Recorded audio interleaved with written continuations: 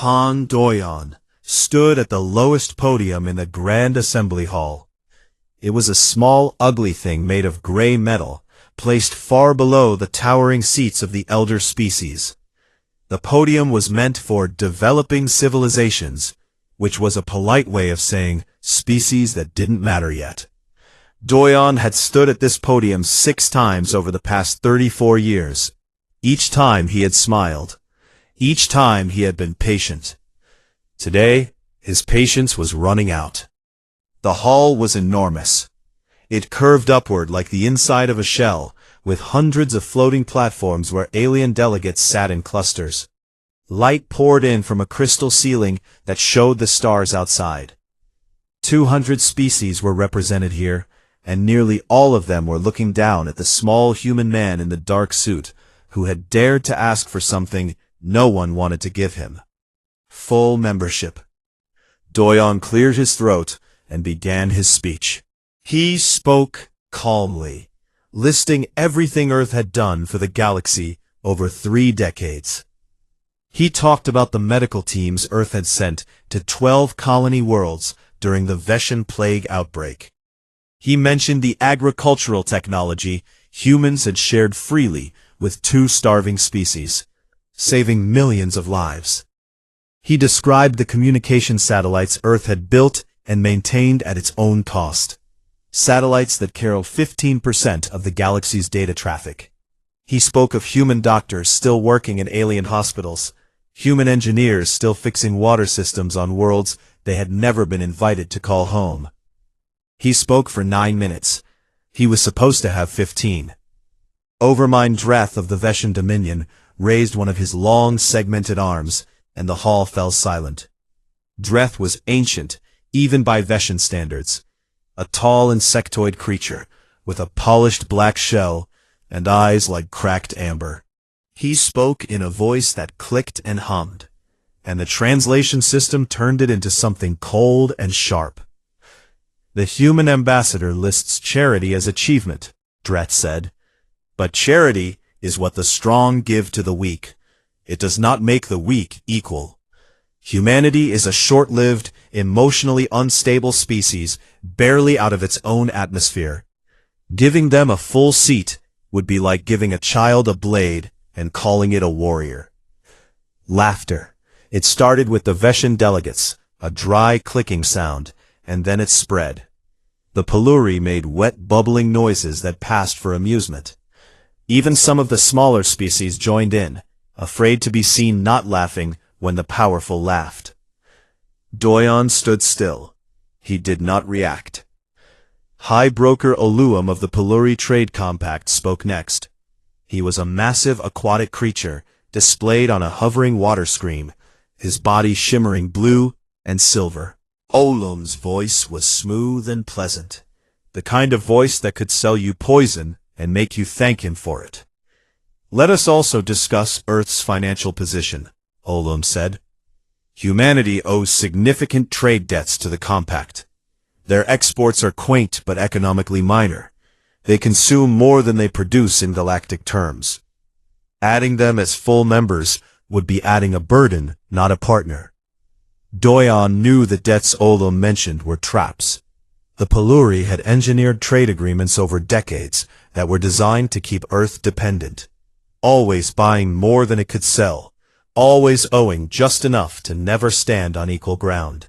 But he said nothing. Not yet. The final speaker was the worst.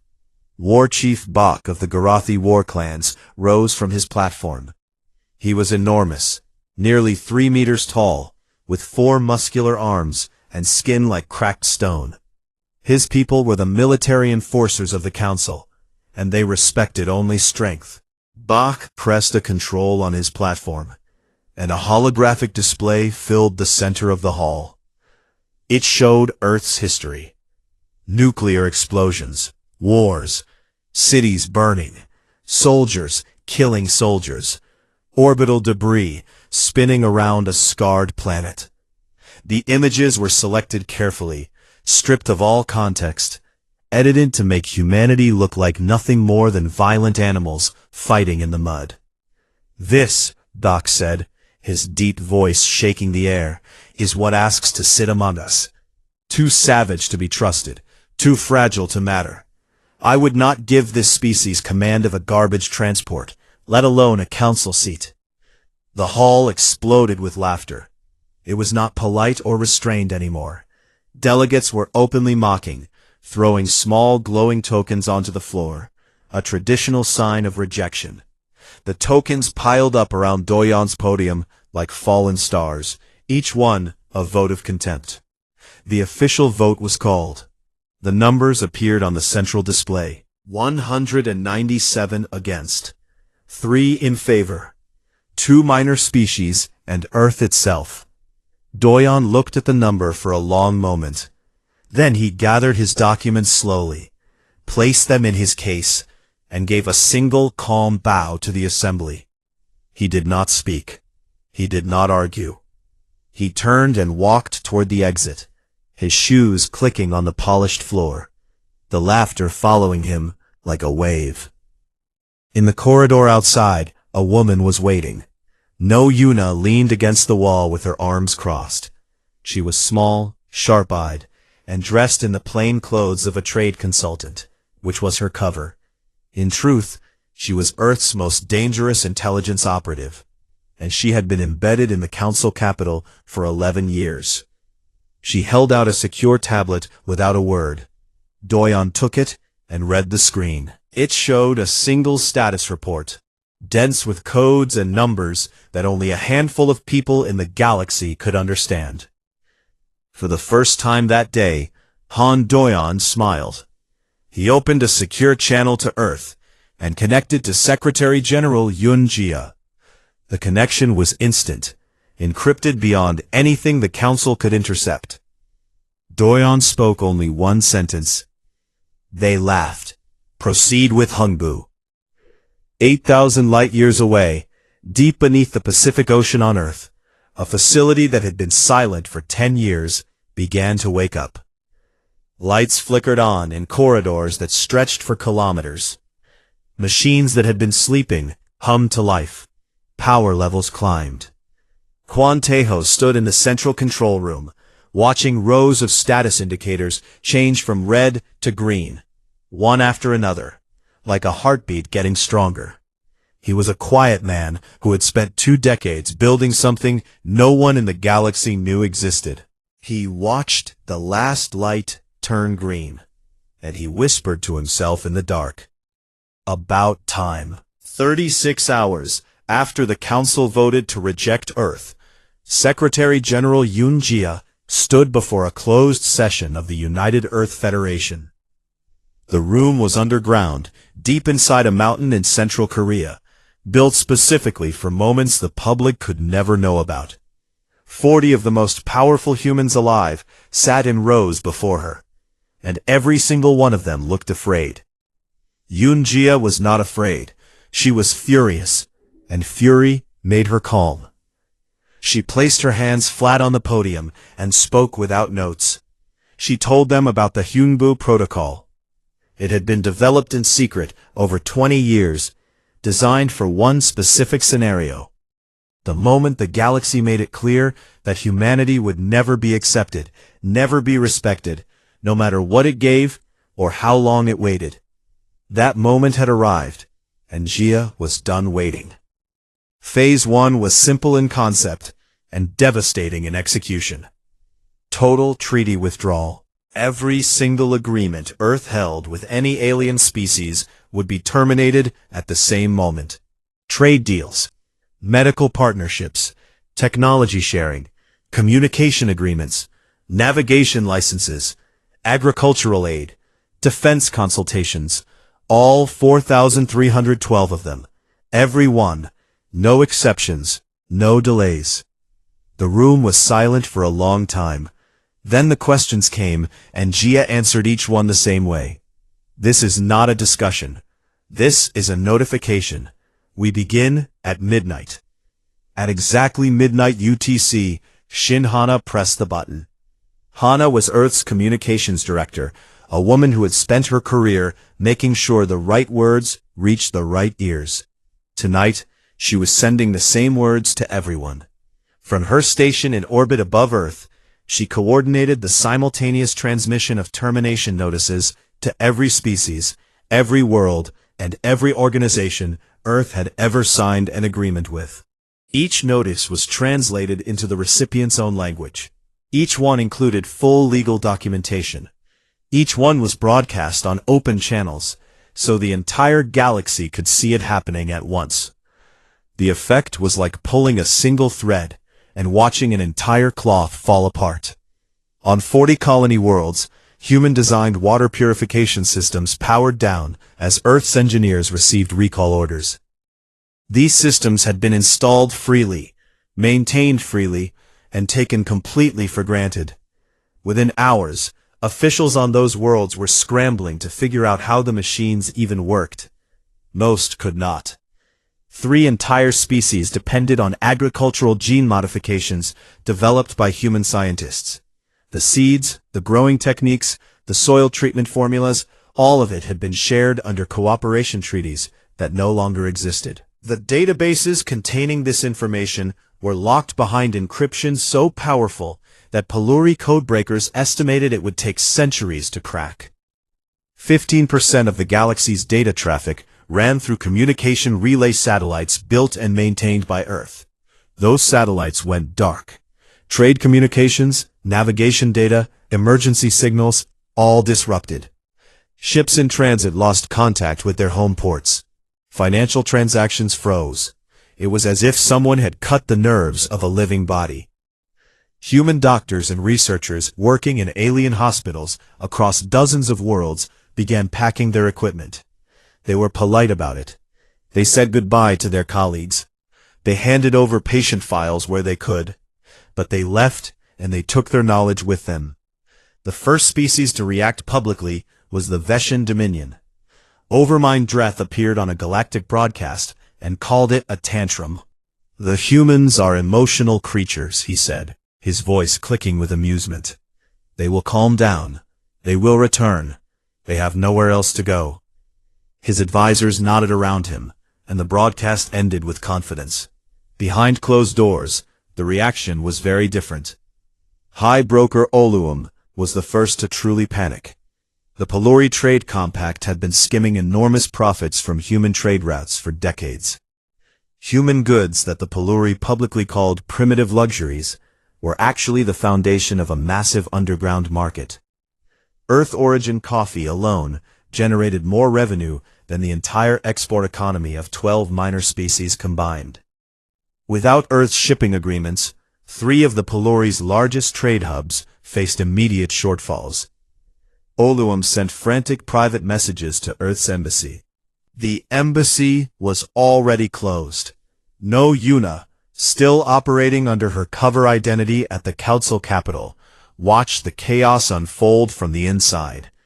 She moved through panicked hallways and listened at doors.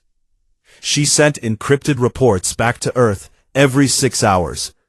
The minor species were terrified, she reported, but not of Earth. They were terrified of losing the help Earth had been quietly giving them for years. Several ambassadors from small worlds tried to contact Earth directly to beg for exceptions. They received the same automated response every time. "All treaties have been terminated. Earth thanks you for your past cooperation." The most striking moment came on the second day. Han Doyon held a final press conference at Earth's embassy on the council station before it was permanently closed. The room was packed with alien reporters. A Veshan journalist pushed to the front and asked, with a mocking tone, whether humanity was running home to cry. Doyon looked at the journalist for a long, quiet moment. The room waited. "We are not running," he said. "We are just done carrying you." He turned and walked out. Behind him, the embassy lights went dark, one by one, until the entire building was black. The reporters stood in the hallway and stared at the closed doors, and for the first time, no one was laughing. On the third day, a military intelligence report landed on War Chief Bach's desk. It was a simple tracking analysis, the kind his officers ran routinely, but the contents made him stop eating and read it twice. Earth's entire commercial fleet, every cargo ship, every transport vessel, every shuttle, had returned to the Sol system within 36 hours of the treaty withdrawal. Every single ship. Not one was left behind. Not one was delayed. The recall had been executed with a speed and precision that was unmistakably military in nature. No civilian operation could coordinate that perfectly. No merchant fleet moved like that. Bach's aide pointed out carefully that no species in galactic history had ever recalled a full fleet that quickly. Not even the Gorathi, whose entire civilization was built on war. Bach stared at the report for a long time. He set it down on his desk and looked out the window at the stars. And for the first time since the council vote, the war chief of the Gorathi did not laugh. Something cold settled in his chest, something he had not felt in a very long time. He was beginning to wonder if they had made a terrible mistake. 2 weeks after Earth went silent, the galaxy began to break. It did not happen all at once. It happened in pieces, on different worlds, in different ways, like cracks spreading slowly through glass, and every crack led back to the same truth that no one had wanted to admit. Humanity had been holding far more together than anyone had realized. The Veshan Dominion was the first to feel real pain. On their outer colony worlds, a virus called the Grey Rot had been killing thousands every year for over a decade.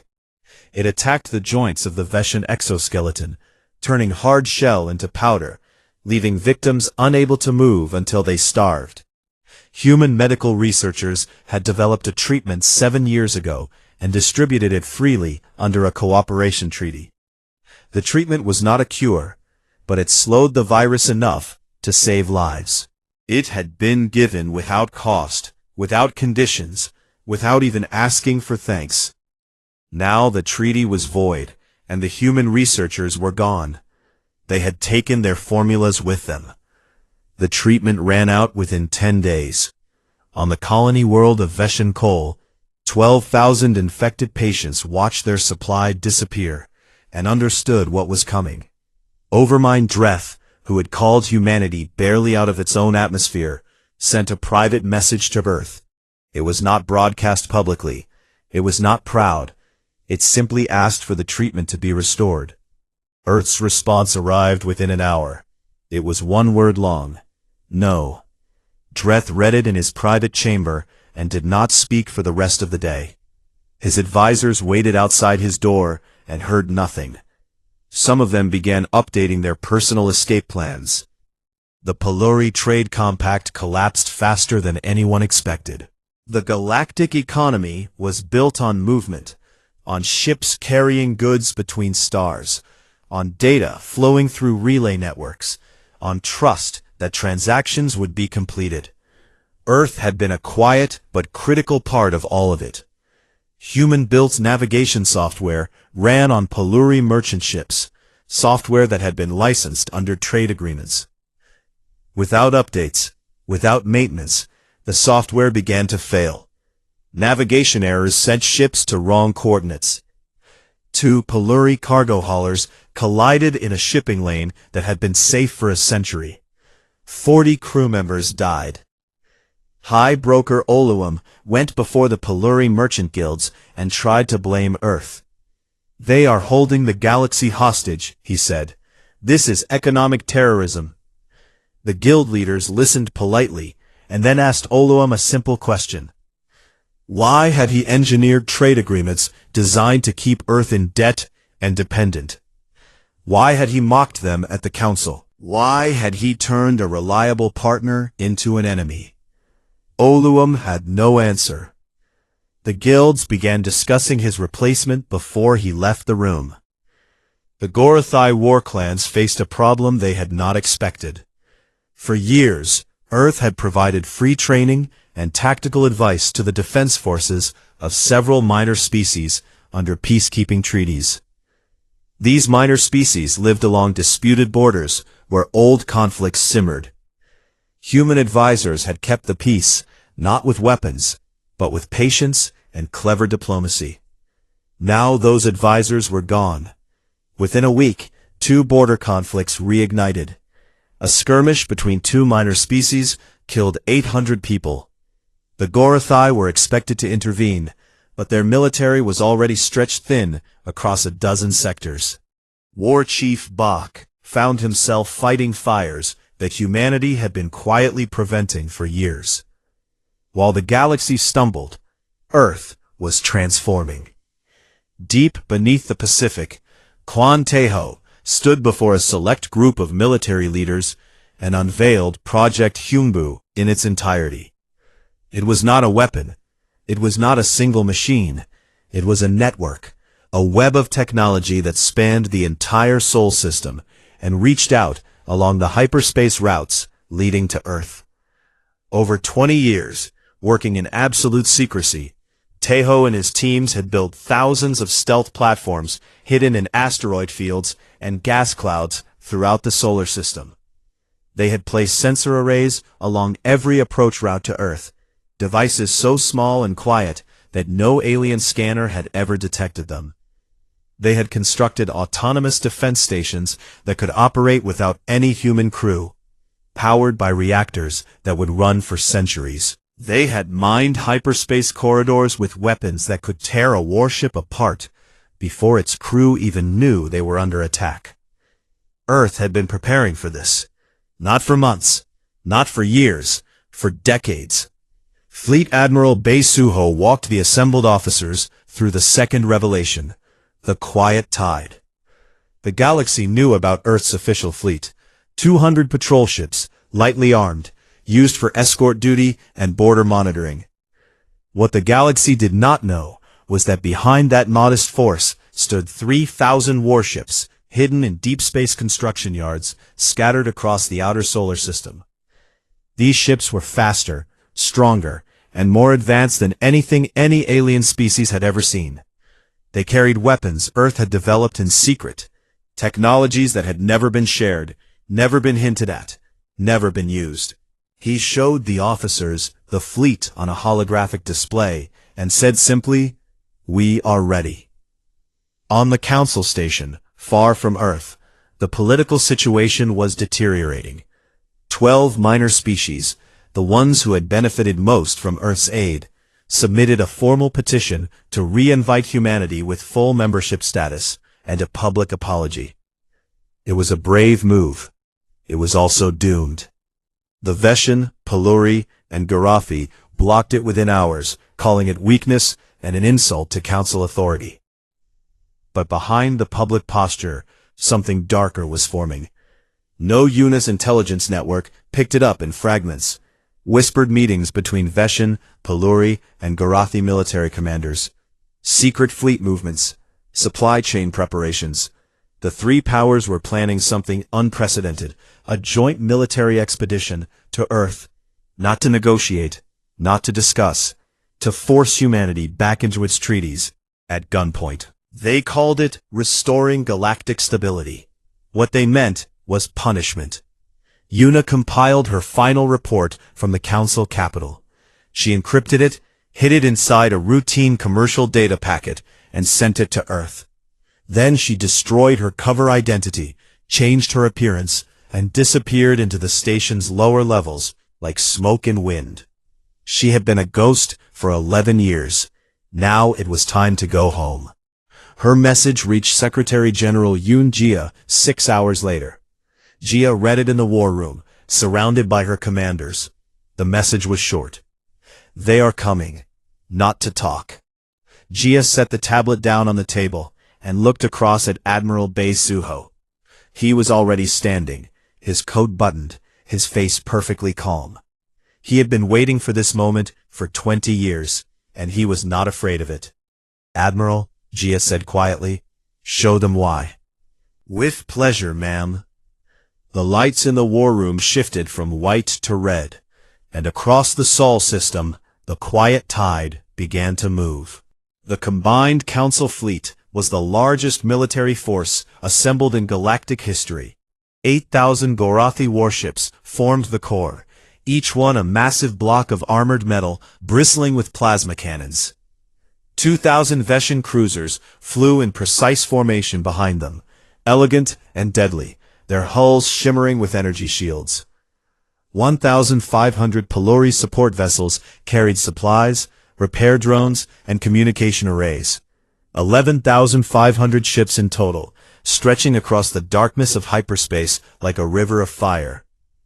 War Chief Bach stood on the bridge of his flagship, the Iron Promise, and watched the fleet move. He had fought in 30 major engagements over his long career. He had never lost. He expected this to be his easiest victory, a short, brutal display of power against a primitive species that had forgotten its place. The mood on the bridge was almost relaxed. The fleet dropped out of hyperspace at the edge of the Sol system, and everything changed. The first thing Bach noticed was the silence. His communication screens, which should have been flooding with data from long-range sensors, showed nothing. Static. White noise. Every display on the bridge flickered and went dark for 2 seconds, then came back showing garbage data. His navigation officers looked at each other with confusion. His weapons officers reported that targeting systems were receiving false readings, showing threats that were not there, and missing things that were. Quan Tejo had designed the electromagnetic disruption network over 15 years. It was buried in thousands of tiny satellites scattered throughout the outer solar system, each one no larger than a human fist, each one invisible to alien sensors. When activated together, they created a storm of interference that blinded every piece of alien technology within range. The Council fleet could not see. It could not communicate. Ships could not talk to each other. Commanders could not coordinate. 11,500 warships became 11,500 isolated, confused, blind animals stumbling into the dark. Bach was the first to recover. He roared orders at his bridge crew, demanding they switch to backup systems. The backup systems were also jammed. He ordered visual communication using light signals between ships, an ancient method, but by then the fleet had already begun to drift apart. Without navigation data, ships moved at different speeds and in slightly different directions. Loose clusters became scattered groups. Then the mines found them. The Sol system was threaded with thousands of stealth weapons, hidden in asteroid fields, buried in dust clouds, drifting silently along the most obvious approach routes. Tejo had called it the Labyrinth. Any fleet entering the system without Earth's guidance would be funneled into kill zones without realizing it. The mines were smart. They waited until a ship was close, then detonated with focused energy blasts that cut through shields like fire through paper. The first Gorathi warship to die was the Stonehammer, a veteran vessel with a crew of 400. It flew straight into a cluster of mines hidden behind a small asteroid. The explosions tore it apart in 3 seconds. There was no warning. There was no distress signal. One moment, it was there, and the next it was a cloud of burning metal spreading into the void. 12 more ships died in the next 10 minutes.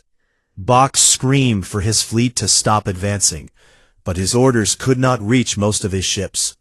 They kept pushing forward, deeper into the labyrinth, and the mines kept finding them. Then the quiet tide arrived. They came from everywhere at once, from behind asteroids, from inside dust clouds, from angles that should have been empty space. 3,000 human warships, each one sleek and fast and completely invisible until the moment it chose to attack. They did not fight the way the Gorathi expected. There were no formation charges, no broadsides, no honor displays. Human ships fought in small groups of 5 or 6, darting in, firing devastating volleys, and vanishing back into the sensor-blind chaos before the enemy could respond. Admiral Bei Suho commanded from the bridge of the Tehua, Earth's flagship. He was calm in the way that deep water is calm, still on the surface, with enormous power moving underneath. He watched the tactical display, which showed him everything the enemy could not see, and he gave his orders with quiet precision. Strike Group 7. Target the Gorathi left wing. Strike Group 12. Cut off the Veshan retreat line. Strike Group 3. Collapse the center. The weapons Earth had built in secret were unlike anything the galaxy had seen. Gravity pulse cannons fired invisible waves that crushed ship hulls inward, crumpling warships like paper without a single explosion. Rail accelerators launched projectiles at fractions of light speed, punching clean through energy shields that were designed to stop plasma and lasers. Electronic warfare systems hijacked enemy targeting computers and turned their own weapons against friendly ships. Bach lost 1,200 ships in the first 3 hours. He stood on his bridge and watched the Iron Promise shake with impacts. And for the first time in his life, he did not know what to do. His fleet was being taken apart by an enemy he could not see, could not hit, and could not understand. Every time his gunners fired at a target, it was already gone. Every time a formation tried to regroup, human wolf packs hit it from 3 directions and scattered it again. Overmind Dreth, aboard his cruiser in the rear of the fleet, watched the destruction from a safe distance and made his decision. He ordered all Veshan ships to retreat. It was cowardice dressed as strategy, and every species in the fleet knew it. The Veshan cruisers turned and ran for the hyperspace corridor. They did not make it. A wing of Earth ships led by Suho personally cut across their path. The Veshan found themselves boxed in, surrounded by human warships that appeared from nowhere and trained their weapons with perfect precision. Suho opened a direct communication channel to Dreth's cruiser. Somehow, through all the jamming, the human signal came through perfectly clear. "You wanted to see what a savage species looks like, Overmind?" Suho said. His voice was flat and steady. "Look out your window." Dreth looked. Outside his window, the stars were full of burning Gorathi warships, and human vessels moved between them like shadows, untouchable and silent. High Broker Oluum, true to his nature, tried to buy his way out. He opened a channel and began offering trade concessions, exclusive contracts, debt forgiveness, anything. Han Doyan, who stood at Suho's side on the Tewa as diplomatic liaison, took the call. He listened to every word of Oluum's desperate offer. Then he responded, "We do not negotiate with people who send warships to our home. You can surrender or you can burn." The line went dead. Bach, his flagship damaged and his fleet shattered, gave the order to stand down. 3,400 council ships were destroyed.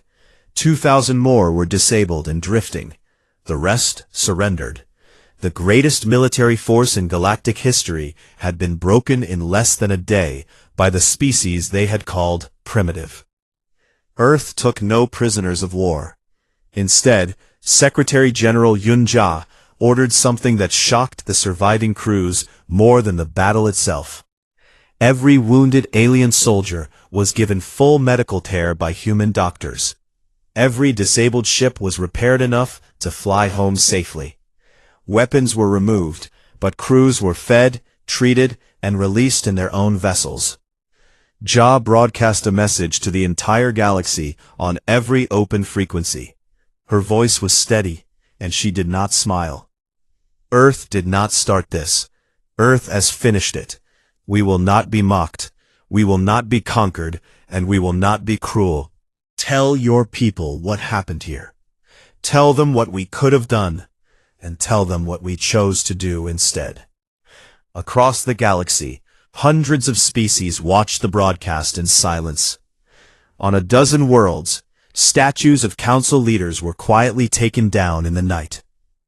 On the council station, the 12 minor species who had once petitioned for Earth's return rose from their seats one by one and walked out of the chamber, leaving the empty hall behind them like a tomb. 3 months after the Battle of Sol, the galaxy looked nothing like it had before. The old order was gone, not destroyed by weapons, but by something worse, The sudden, humiliating discovery that the species everyone had laughed at was the one holding everything together. The three great powers that had ruled the council for centuries were falling apart, each in its own way, and the rest of the galaxy was watching with a mixture of fear and quiet satisfaction. The Veshan Dominion crumbled from the inside. On the outer colonies, the gray rot spread unchecked now that the human treatment was gone. 12,000 cases became 40,000. Colony governors sent desperate messages to overmind Dreth, begging for help, and Dreth had nothing to give them. He had ruled for 200 years by making others feel small. And now his own people were looking at him and seeing exactly what he was. An old fool who had traded their survival for the pleasure of laughing at humans. Younger Veshan leaders rose against him. They appeared on public broadcasts, their voices sharp and angry, and they said what everyone had been thinking. Dreth's arrogance had cost them everything. His mockery of Earth had been the single worst diplomatic decision in Veshan history. The outer colonies declared autonomy. The inner worlds demanded Dreth step down. He refused, clinging to his seat with the stubbornness of a creature who had never once admitted he was wrong. But his power was gone. He gave orders, and no one followed them. He spoke, and no one listened. He sat in his chamber, surrounded by advisors who were already planning what they would do when he finally fell. High Broker Oluum did not get the chance to cling to power. The Pelori merchant guilds moved fast. Within 6 weeks of the battle, Oluum was removed from his position, stripped of his assets, and exiled to a minor water world where he would spend the rest of his life in comfortable irrelevance. The new Pelori leadership understood something Oluum never had. That profit built on manipulation was not profit at all. It was a debt waiting to be collected. They sent a humble delegation to Earth within days. The delegation brought no demands, no conditions, and no tricks. They brought an apology and a request to start over. Yunjia received them politely. She listened to their words, asked thoughtful questions, and then told them that Earth would consider a new relationship in time, but not yet. You need to learn what it feels like to ask instead of take, she said. Come back in a year. We will talk then. The Pelori delegation bowed and left, and for the first time in their species' history, they waited for someone else to set the terms. The most surprising moment came from the Gorathi. War Chief Bach traveled to Earth alone. He came in a single unarmed shuttle, without guards, without aides, without weapons. He requested a personal meeting with Admiral Bei Suho, and he asked that the meeting be private. No cameras, no diplomats, no record. Suho agreed. They met in a small room at Earth's military headquarters in the city of Bursan. The room had a table, 2 chairs, and a window that looked out over the ocean. Bach, who was nearly 3 meters tall and had to bend to fit through the door, sat down across from Suho, who looked almost absurdly small by comparison. Bach was quiet for a long time. He looked at Suho with his deep, dark eyes, and then he did something that had not been done in 600 years. He placed all 4 of his massive hands flat on the table, lowered his head until his forehead touched the surface, and held that position. It was the Gorathi rite of acknowledged superior, a gesture of absolute respect from a warrior to one who had proven themselves beyond all question. The last time a Gorathi war chief had performed it was during the founding wars of the Dominion, 6 centuries ago. When Bach raised his head, his voice was rough. I have fought 1,000 battles, he said. Yours is the only one that taught me fear. Suho looked at him for a moment, then stood and walked to a cabinet. He took out a bottle and 2 glasses and poured a drink for each of them. He set one in front of Bach and sat back down. Fear is not weakness, Suho said quietly. It is what keeps warriors alive long enough to become wise. They sat together and drank in silence, and something passed between them that was not friendship exactly, but something close to it. Respect, perhaps. The kind that only comes after everything else has been stripped away. In the months that followed, the galaxy reshaped itself around a new center of gravity. The 12 minor species who had walked out of the Council formed a new coalition called the Open Accord, with Earth as its founding anchor. Unlike the old Council, membership in the Open Accord was not based on military power or economic dominance. It was based on contribution, on mutual respect, on the simple idea that species should help each other because it was right, not because it made them powerful. Han Doyan was appointed as the Accord's first speaker. The inaugural assembly was held in a new hall built on Earth's moon, a structure of glass and steel that looked out over the gray lunar surface toward the blue and green sphere of Earth hanging in the black sky. Delegations from 30 species attended. More were expected. Doyan stood at the podium, and this time it was not the lowest one in the room. It was the only one. 34 years ago, he said, we came to the galaxy with open hands. You slapped them away. We could have closed our fists forever. Instead, we are opening them again. But this time, we decide who deserves to hold them. The hall was silent, and then it was not. The applause started small and grew until it filled the room like thunder. Quan Tejo began a new program to share select Earth technologies with Open Accord members, but on Earth's terms. There would be no more free gifts to those who would not value them. Every partnership would be built on equality. Every technology shared would come with a simple condition. Use it to help or lose it. No Yuna was given a new assignment. She would not attend the ceremonies or the speeches. That was not her world. Her world was the dark space between stars, the quiet places where secrets lived. Her mission was simple. Make sure no one ever built a coalition against Earth again. She took a small team of hand-picked operatives and vanished into the galaxy. No one would see her again for a long time, and that was exactly how she preferred it. Secretary General Yoon Jia addressed the people of Earth in a global broadcast. She stood on a balcony, overlooking a city full of lights, and she spoke honestly about what had happened. She spoke about the fear, the risk, and the soldiers who had died in the Battle of Seoul. She spoke about the cost of standing up and the higher cost of staying down. We did not want war, she said. When the galaxy refused to give it, we took it. Now we must prove we deserve to keep it, not through force, but through who we choose to be.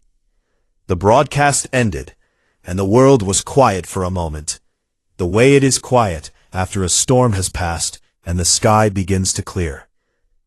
On the moon, after the ceremony, Han Doyan stood alone at the great window of the assembly hall. Earth filled the sky above him, bright and impossibly beautiful, a world of oceans and clouds and green continents spinning slowly in the sunlight. He had spent 34 years speaking for that world, and today, for the first time, he felt it had heard him back. A young aide approached from behind. She was from one of the minor species, small and nervous, with wide silver eyes. She stood beside Doyan and looked up at Earth with him, and after a long silence, she asked a question in a quiet voice. Ambassador, do you think they will ever mock you again? He looked at Earth. He smiled, the same smile he had given in the corridor after the council vote, the smile that had started everything. I hope they do, he said. It is good motivation. Outside the window, alien ships and human vessels sat docked side by side at the lunar complex, their lights blinking softly against the dark. Earth turned slowly above them all, blue and green and alive, the home of a species that had been laughed at, pushed down, and underestimated by an entire galaxy. They were not laughing anymore.